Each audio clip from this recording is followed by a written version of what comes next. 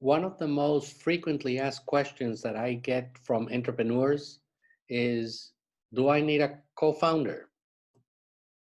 And I think that the answer depends. So from that point of view, do you know whether you need a co-founder or not?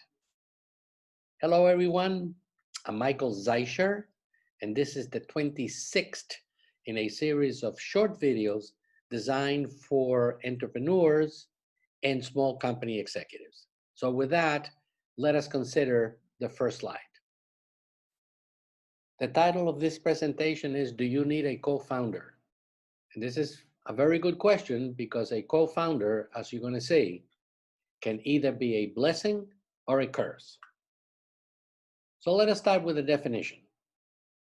A co-founder is a vital person who agrees to join your startup. And because of that, automatically the co-founder is not the original founder. You are the original founder. However, a co-founder is not merely an employee. A co-founder is someone who has complementary skills to you. He has expertise in areas that you don't, and they may have, for example, financial connections that you don't have, in which case it is very important in order for you to be able to get financing. And as you can see, is the role of the co-founder is almost equal to that of the founder. So what roles do co-founders play? I'm going to talk about four in particular.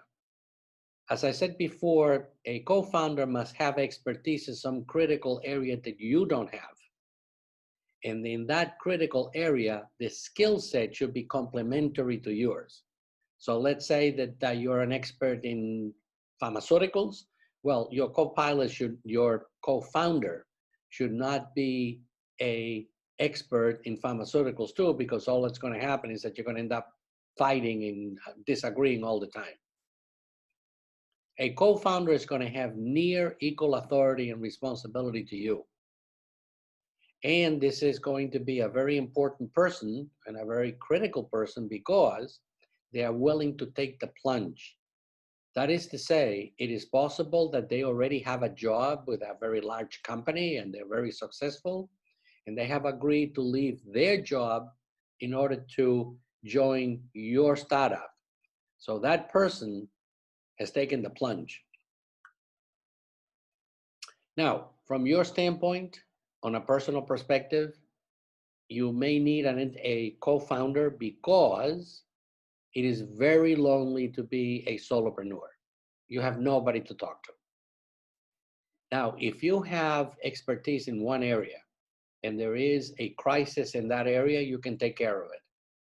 However, if you have no co-founder and there are crises that you meet, those crises could be existential. Your co-founder is going to become an integral part of the leadership team, not the management team, the leadership team.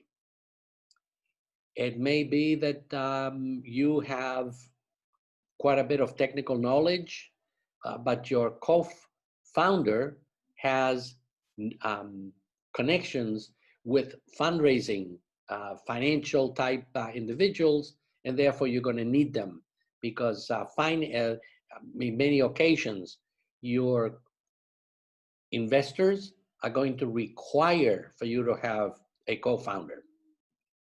And there's another thing that I'm going to call in here the co-pilot philosophy. Take a look at airplanes.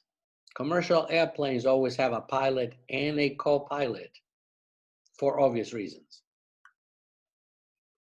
If you are a Silicon Valley company, it is almost a given that you're going to have a co-founder.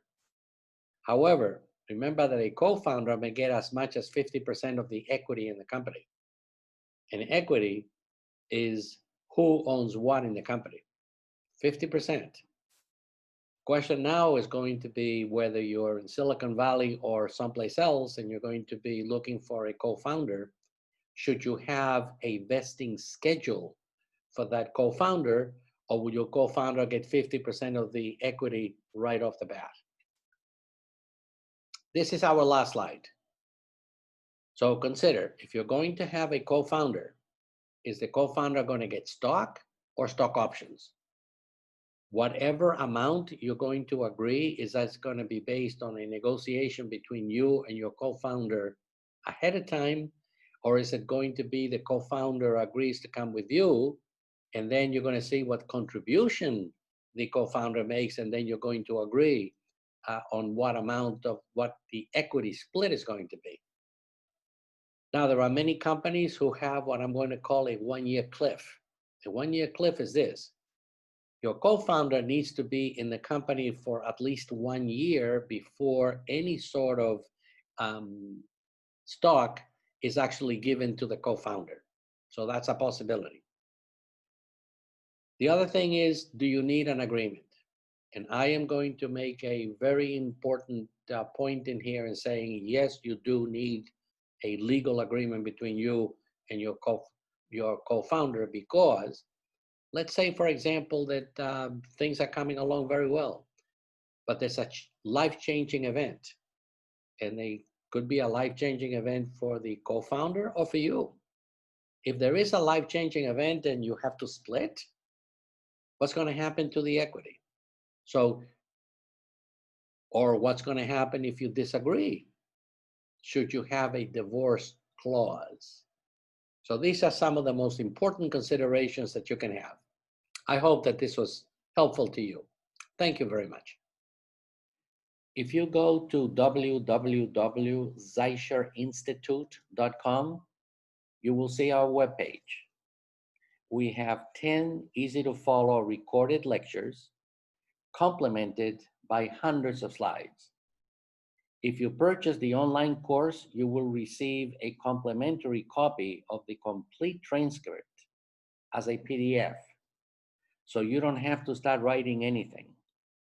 Everything about the course will be at your fingertips, thus allowing you to make a copy of the transcript.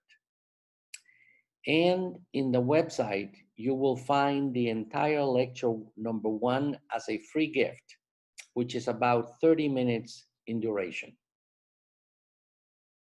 So please do that, and I wish you the best of luck as an entrepreneur.